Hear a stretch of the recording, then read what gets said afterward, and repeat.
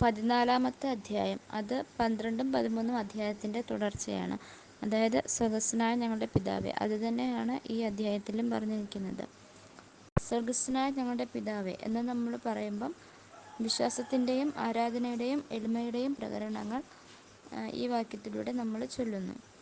അങ്ങയുടെ നാമം പൂജിതമാകണം, മഹത്വപ്പെടണം. അങ്ങനെ യാചിക്കുമ്പോൾ ദൈവത്തിൻ്റെ മഹത്വത്തിനു വേണ്ടിയുള്ള ദൈവത്തിൻ്റെ നാമം മഹത്വപ്പെടുന്നതിന് വേണ്ടിയുള്ള നമ്മുടെ ഉത്സാഹത്തെ പ്രകടമാക്കുന്നു. അവിടുത്തെ രാജ്യത്തിൻ്റെ വിസ്തൃതിക്ക് വേണ്ടി പ്രാർത്ഥിക്കുമ്പോൾ പ്രത്യാശ പ്രകടനമാണ് നമ്മൾ ചൊല്ലുന്നത്.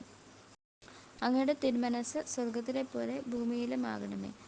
ആ ഒരു ആഗ്രഹത്തിലൂടെ സമ്പൂർണ്ണ അനുസരണത്തിൻ്റെ ഒരു അരൂപി നമ്മൾ പ്രകടിപ്പിക്കുന്നു. അന്നു വേണ്ട ആഹാരം ചോദിക്കുമ്പോൾ ആത്മീയ ദാരിദ്ര്യവും ലൗകിക വസ്തുക്കളോടുള്ള വിരക്തിയും നമ്മൾ പരിശീലിക്കുന്നു. ഞങ്ങളുടെ പാപങ്ങൾ ക്ഷമിക്കണമേ എന്ന് നമ്മൾ ദൈവത്തോട് യാചിക്കുമ്പോൾ നമ്മുടെ പാപങ്ങളെ പ്രതിയുള്ള ദുഃഖപ്രകടനമാണ് ഏറ്റുപറയുന്നത്. നമ്മോട് തെറ്റ് ചെയ്യുന്നവരോട് ക്ഷമിച്ചു കൊള്ളണമേ. അങ്ങനെ യാചിക്കുന്നതിലൂടെ അത്യുന്നതനിലുള്ള കാരുണ്യം എന്ന പുണ്യത്തിൻ്റെ തെളിവ് നാം നൽകുന്നു.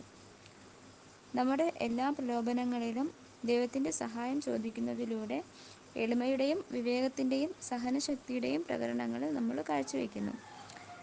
തിന്മയിൽ നിന്ന് നമുക്ക് രക്ഷ ലഭിക്കുന്നതിനു വേണ്ടി നമ്മൾ കാത്തു നിൽക്കുന്നതിലൂടെ ക്ഷമ എന്ന പുണ്യം നമ്മൾ പരിശീലിക്കുന്നു.